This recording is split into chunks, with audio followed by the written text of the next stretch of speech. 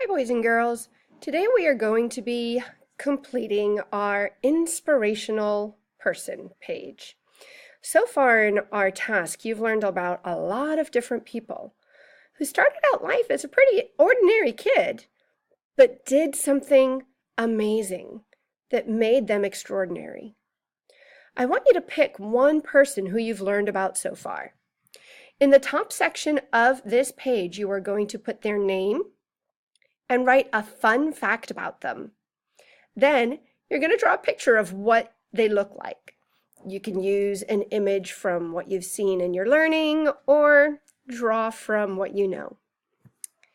The next thing you're going to do is you are going to put 4 different items on the timeline that show what they have done. Make sure you put them in order.